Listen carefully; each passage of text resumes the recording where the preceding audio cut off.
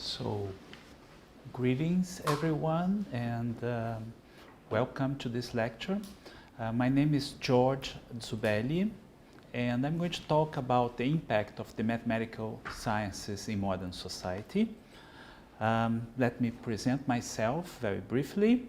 I'm currently a professor and the chair of the mathematics department at Khalifa University.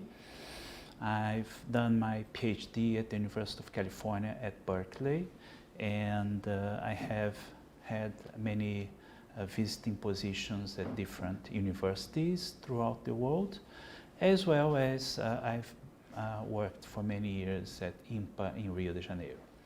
So the subject of my talk is basically mathematical sciences and its impact in modern society and in our lives. My outline is basically the following. I'm going to briefly give you the perspective, kind of a personal perspective with some history.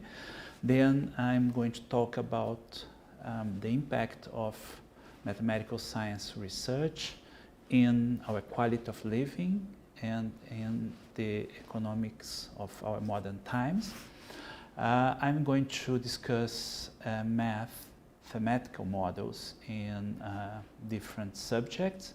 Finally, I'm going to briefly discuss the mathematics that we have been doing at Khalifa University, and I'll draw some conclusions.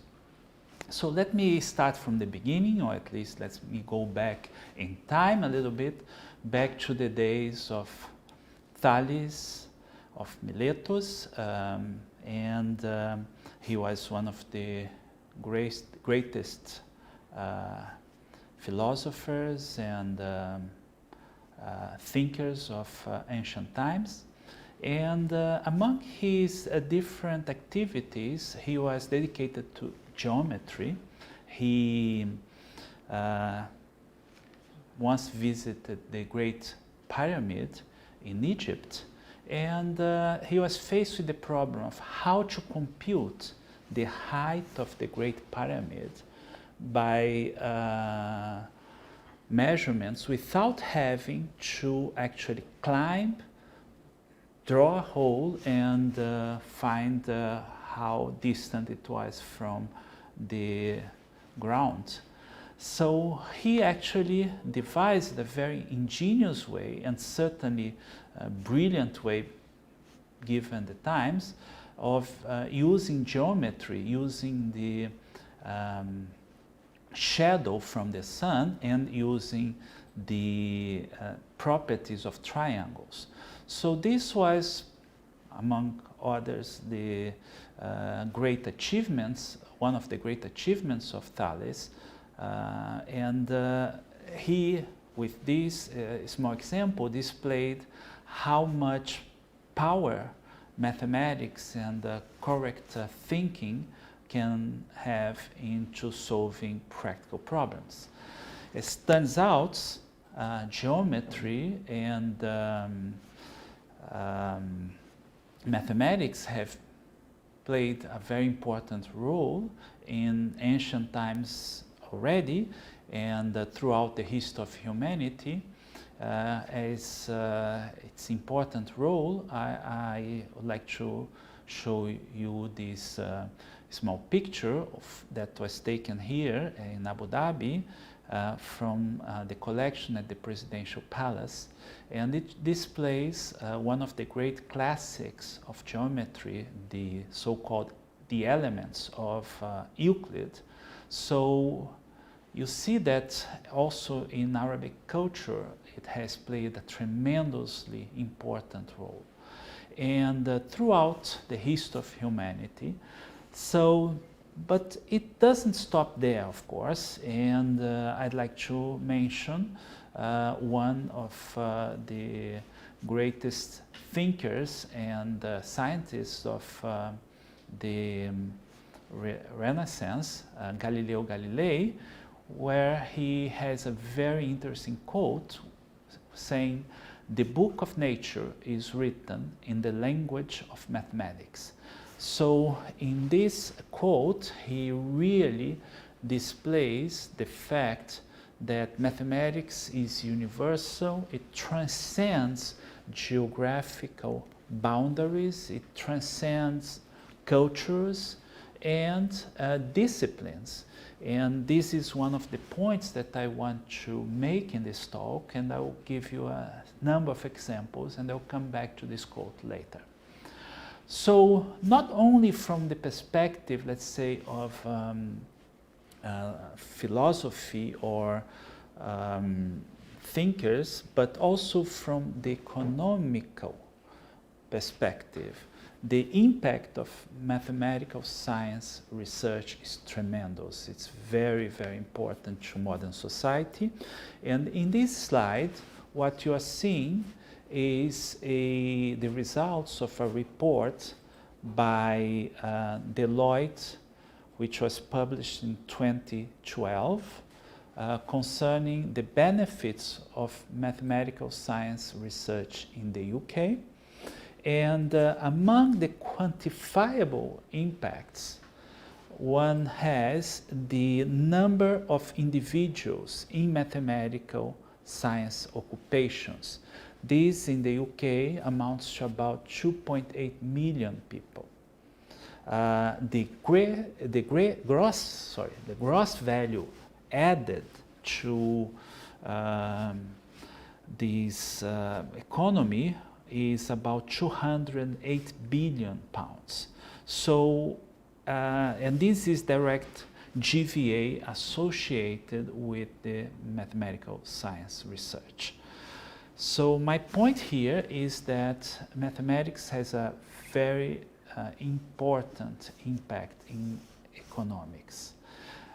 It also has impact in the job markets, and about 80% of the people working in research and development in the UK are in occupations that are related to mathematical science.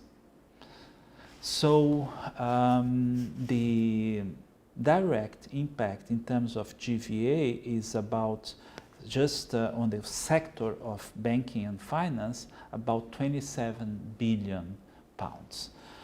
This report that I'm referring to has similar counterparts in different places, like there is a report also by Deloitte concerning the Dutch economy. There is a report concerning the Australian economy. There is a French report as well.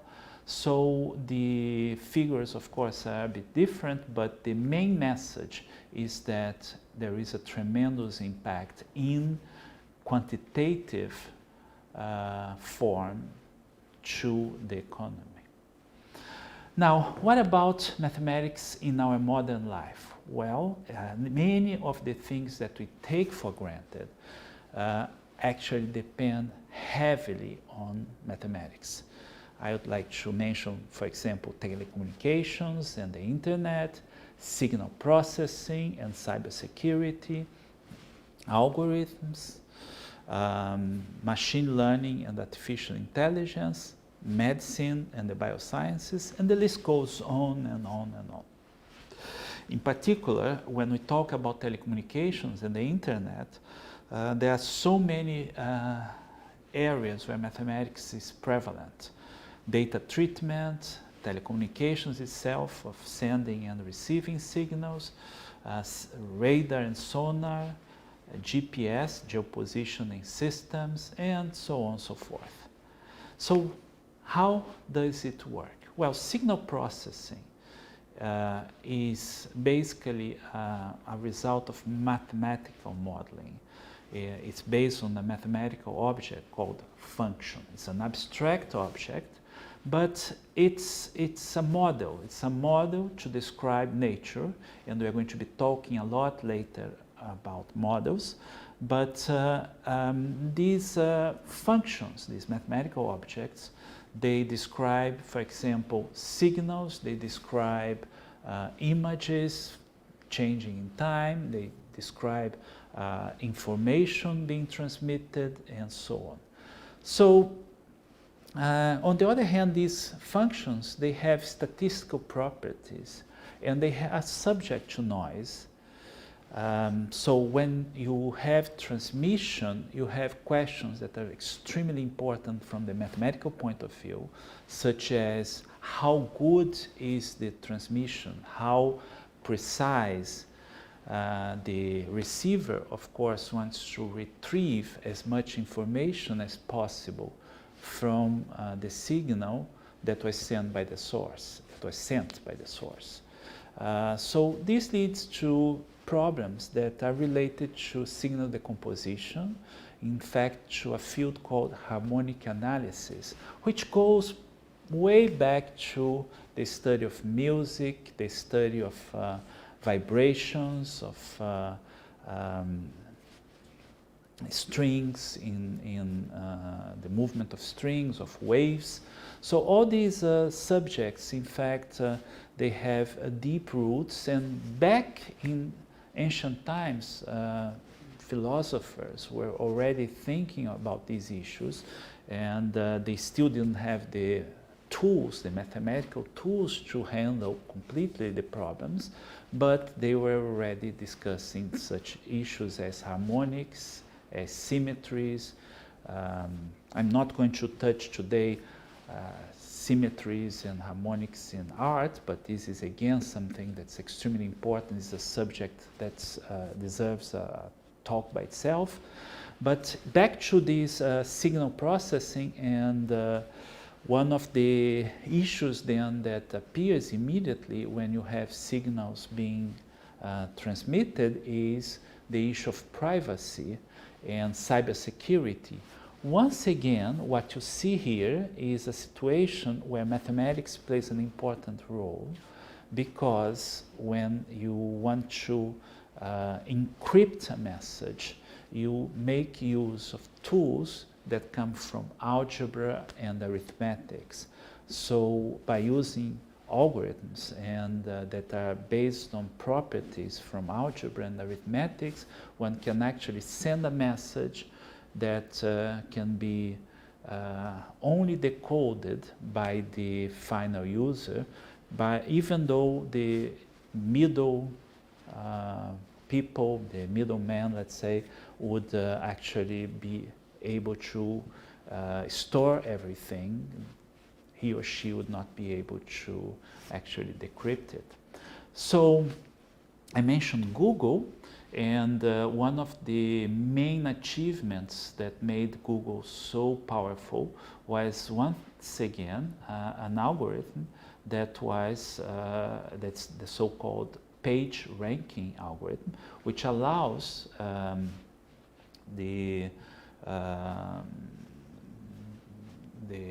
machine to decide what are the best sites for a given search. And this is all done by means of properties of matrices, the so-called eigenvalues and eigenvectors of matrices. So here linear algebra comes into play and makes a big impact. Next topic that I want to mention is medicine and biosciences, in particular topics such as X-ray tomography, nuclear magnetic resonance, electron microscopy, ultrasound, infrared imaging, and also combining the above techniques to improve and to extract information that's relevant, perhaps by using machine learning techniques, so that the doctors, the physicians, can have access to as much information and as much as possible cross-references about the patients. So the impact of in medicine, for example, was rewarded in the Nobel Prize of 1979 to Alan Cormack and Godfrey Housefield in X-ray computer tomography. This is a topic that's very close to my interest, and so I'd like to mention a few words about it. So it's basically what's called an inverse problem, a problem where you have information around the object, you have data, and you want to, from the information gathered outside, which depends on some parameters that are inside the object, you want to reconstruct this information inside by mathematical techniques, of course. So in this case, you send radiation. Let's say if you focus on the right-hand side of the picture and look at the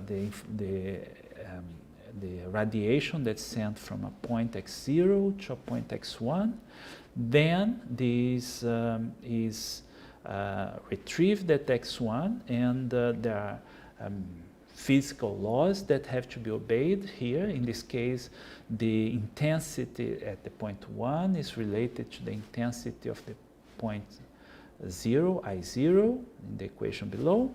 And it's by, the ratio is basically given by the exponential of a sum that depends on what happened inside the body. Now, you want to find this attenuation, which is called mu in this equation. And this attenuation is then going to tell us about the different materials that compose the body. So basically, this is an example of a problem that involves a huge number of equations when you vary the points x0 and x1, the source and the detectors in this model. This turns out to be a problem that was studied already from the abstract point of view by mathematicians in the turn of the 19th century, the eve of the 19th century, by a mathematician, Johannes Radon from Austria. And as it turns out, the mathematical knowledge that was already available when people studied this problem from the practical point of view was very important to devise efficient ways of solving the inverse problem that I just mentioned. So this is one of these subjects where mathematics has a tremendous impact. Without the powerful algorithms and the speed of modern computers, of course, this problem could not be solved. Another example is the example coming from nuclear magnetic resonance. This is again related to the Nobel Prize, in this case in physiology, medicine, 2003, to Lauterbur and Mansfield. Another topic where this was very important, where the mathematical algorithms were very important, is in cryogenic electron microscopy. This again is connected to the chemistry Nobel Prize that was given to Dubochet, Frank, Henderson, and similarly to computerized tomography, the problem here is to gather information from the interior of objects. In this case, differently from X-ray tomography, the angular information is lost. Yet, by using the redundancy and the fact that we are sampling now a huge number of similar specimens, one is able to do imaging and get information. So this allows gathering information about microorganisms, and here is the picture of the three scientists involved in this research, Dubochet, Frank, and Henderson. As it turns out, this is very close to the research that I'm interested on. In fact, a collaborator of mine, Professor Gabor Herrmann, has a book together with Frank, one of the Nobel laureates that I just mentioned, on computational methods for three-dimensional microscopy reconstruction. So this is a subject that we have worked a few years ago together with Gabo Herman. The problem here is, given the projections of specimens without angular information, we want to obtain the original three-dimensional configuration. So an example of the type of object we are looking at, I have pictures here, how mathematics is constructed at the basics.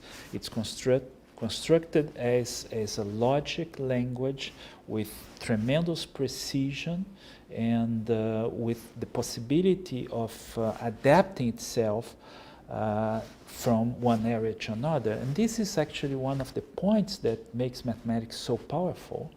It is the fact that the basic language is the same, however, it can be adapted in a very effective way to different areas and different subjects. So in the same way as you have differential equations in physics, you have differential equations in biology, you have differential equations in astronomy, and by having properties that are in the abstract domain, you are able to then understand better what's at the root of these different phenomena and draw conclusions that are universal. Also, it allows us to talk to different areas. So my tip to the student who wants to get into this field is basically, don't be afraid of asking questions. Don't be afraid of asking, why is this so? What's the correct definition? What's the precise definition? Even if you go to basic geometry, there are questions that depend tremendously on definitions, such as the notion of plane, a notion of line, and so on.